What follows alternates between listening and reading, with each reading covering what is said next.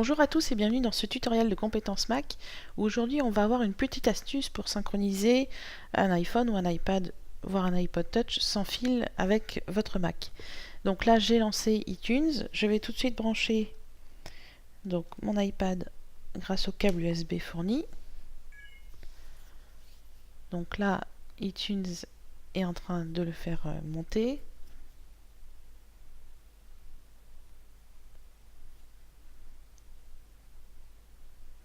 Voilà, donc il commence par une synchronisation, donc on va quand même cliquer ici pour accéder aux options de synchronisation. Et donc pour synchroniser un iPad, un iPhone ou un iPod Touch en Wi-Fi, c'est-à-dire sans avoir besoin de le brancher via le câble USB avec votre Mac, il suffit ici, donc dans l'onglet résumé et dans la partie options, donc n'hésitez pas à descendre si vous ne voyez pas options tout de suite, vous cochez synchroniser avec cet iPad en Wi-Fi. Voilà, une fois que c'est coché, vous cliquez sur appliquer et sur terminer.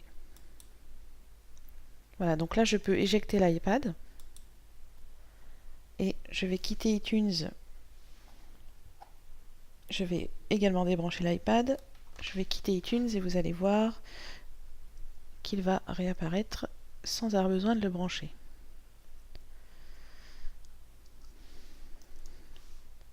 Je relance iTunes.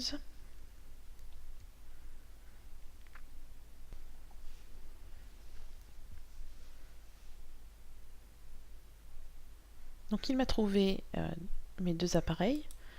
Donc ici je n'ai qu'à sélectionner l'iPad mini ou l'iPhone pour effectuer des changements au niveau de la synchronisation. Donc voilà, je n'aurai plus besoin de relier mes deux appareils à mon Mac avec un câble. Il va utiliser la connexion Wi-Fi disponible entre les appareils pour synchroniser les informations. Donc ça ira forcément un peu plus lentement qu'avec le câble. Donc bon, faut faire preuve d'un peu plus de patience. Si vous voulez voir apparaître, comme dans la version 10 d'iTunes, la barre latérale ici, il suffit d'aller dans Présentation, afficher la barre latérale, et donc là vous voyez un peu plus clairement les deux appareils qui sont disponibles à des modifications et donc à une nouvelle synchronisation. Si vous éjectez les appareils puisque vous estimez ne plus avoir de changement à faire, vous pouvez les éjecter directement en cliquant sur la petite flèche ici et ils réapparaîtront dès que vous lancerez de nouveau iTunes.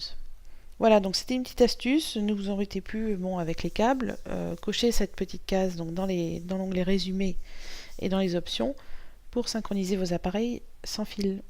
Voilà, je vous souhaite une bonne continuation sur votre Mac.